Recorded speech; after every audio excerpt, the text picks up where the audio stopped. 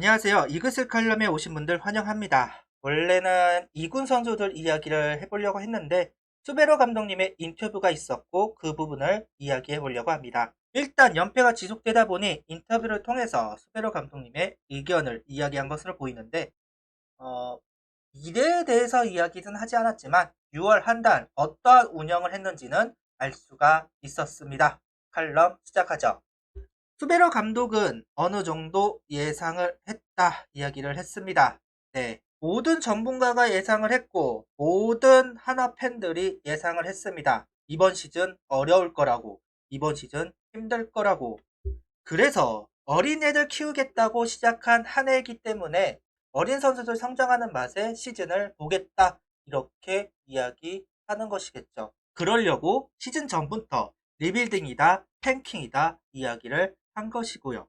감독님은 리빌딩 시즌이기 때문에 이러한 어려움은 어느 정도 예상을 했다. 다만 미래를 위해 과감한 탱킹이 용인되는 메이저리그 정서와는 달리 10개 팀밖에 없는 KBO 리그 특성상 성적을 완전히 포기하고 외면하는 것은 말처럼 쉽지 않다. 그래서 수베로 감독을 데리고 온 겁니다. 그 탱킹을 하라고요. 국내 감독이라면 절대로 성적이 자유롭지 못하기 때문에 리빌딩을 준비하고 있는 하나로서는 국내 감독보다는 외국인 감독이 좀 더 편할 거고, 탱킹을 한 경험이 있는 수베로 감독이 한화에서 그 탱킹을 보여주기를 바랬습니다. 성적에 신경을 쓰지 말고요. 물론 리비딩을 하는 와중에서도 승리는 필요합니다. 못해도 4할의 승부는 가져가야 하죠. 알고 있습니다만 그래도 육성이 먼저입니다. 이번 시즌은요. 저를 계속 봐주신 분들은 알고 계시겠지만 저는 4월, 5월 전 단 한 번도 수베로 감독에게 어필을 하지 않았습니다. 임종찬, 유장혁, 박정현 세 선수가 1할을 치고 있을 때도 이 선수들을 쓰겠다라는 수베로 감독님의 이야기에 찬성을 했고 지지를 했습니다. 그러려고 감독을 데리고 왔으니까요. 텐덤을 한다고 시프트를 강하게 간다고 했을 때 저는 한 번도 어필하지 않았습니다.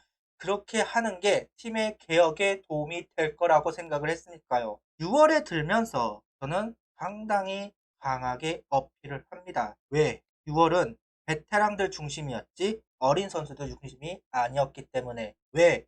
6월은 성적을 내기 위한 달이었지 어린 선수들 육성을 하기 위한 달이 아니었으니까요. 그래서 6월 달에 베테랑들을 기용하고 그 선수들에게 기회를 주고 성적을 내기 위한 운영을 하고 있는 것이 너무나 답답했고 왜 하는지 이해가 되지 않았습니다. 이 인터뷰에서 나왔습니다. 메이저리그처럼 탱킹이 용인되는 KBO가 아니다. 제가 만약 수베로 감독님께 이야기를 할 수만 있다면 이렇게 이야기하고 싶습니다. 그거 하라고 수베로 감독을 데리고 왔다고요. 수베로 감독은 또다시 이야기를 합니다. 다른 리그보다 리빌딩 과정이 좀 더 어렵고 시간이 오래 걸릴 것 같기는 하다. 성적을 신경 쓰지 않은 탱킹과 성적을 신경 쓰는 리빌딩 어느 게 더 나아 보시나요? 1년만 고생을 하시겠습니까? 2년 동안 고생하시겠습니까? 답은 나와 있지 않나요? 우리는 1년 동안 고생을 하고 내년에는 팀다운 팀이 되기를 바라면서 외국인 감독을 데리고 온 거고 베테랑들 정리를 하고 리빌딩을 선언한 것이죠. 이 부분은 수베로 감독님이 생각을 달리 했으면 좋겠습니다. 탱킹을 해도 돼요. 성적 신경 쓰지 않아도 돼요. 다만 이 팀을 제발 내년에는 팀다운 팀으로 만들어 주시기 바랍니다. 그러려고 이번 시즌 시작한 거예요. 기자는 이렇게 이야기를 합니다. 연패 기간이 아닌 시즌 전체를 봐도 하나의 전력의 한계는 뚜렷하게 나타난다. 근데 6월 한 달 동안 성적을 신경 쓰고 있는 수베로 감독님을 보면서 저는 얼마나 답답했을까요? 지금 하고 있는 탱킹, 어린 선수들 중심으로 가야 하고 그 선수들에게 기회를 주는 거 다 바라고 있는데 정작 감독은 성적을 이야기를 한다? 참 답답한 노릇입니다. 다행인 점은 그래도 변화는 주고 있다라는 부분이죠. 노수광 선수, 김민하 선수를 1군에 제외를 하고 장지승과 최인우를 올렸다. 수베로 감독은 시즌 초반 박정현, 유장혁, 임종찬에게 먼저 기회를 주었다. 이 선수들이 100타석 넘는 과정에 눈에 띄는 결과는 나오지 않았다. 네, 그래서 내려갔죠.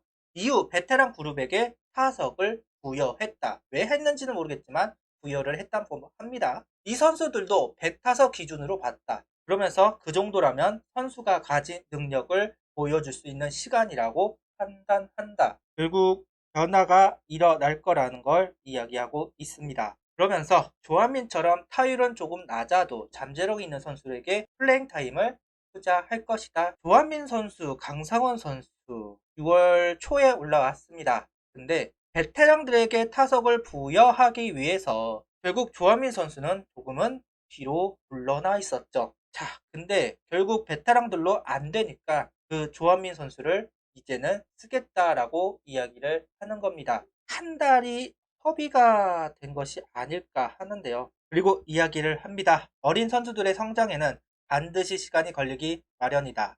충분히 각오했지만 외국인 선수들의 부진과 부상은 예상 범주에서 벗어났다. 의미심장한 말이 나왔습니다.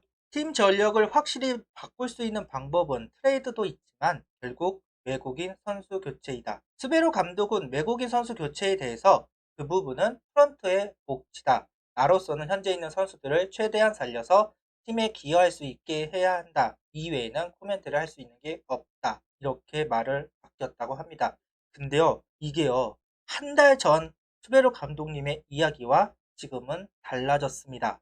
한 달 전에는 잘할 수 있는 선수이다. 기다려 주어야 한다라고 이야기를 했던 게 지금은 프런트의 몫이다. 이렇게 이야기를 합니다. 이 이야기는 결국 이 외국인들로는 반등을 할 수가 없습니다라고 이야기를 한 것입니다. 바꾸는 게 좋겠다라고 말한 거와 다름이 없다라는 것이죠. 정민철 단장이 어떠한 선택을 할지는 모르겠지만 감독은 이미 용병을 교체하는 것에 찬성을 하는 입장으로 보입니다. 수비로 감독님의 오늘 인터뷰는 참 많은 것을 시사하고 있습니다. 6월 한 달 참 답답한 한 달이었다 이렇게 이야기를 하고 싶은데요. 그리고 수베로 감독은 이 한 달 동안 이루어진 운영에 대해서 오늘 인터뷰를 통해 이야기를 했고요. 이번 한 달은 결국 성적을 내보겠다고 했던 한 달이었습니다. 하지만 결국 실패하였죠.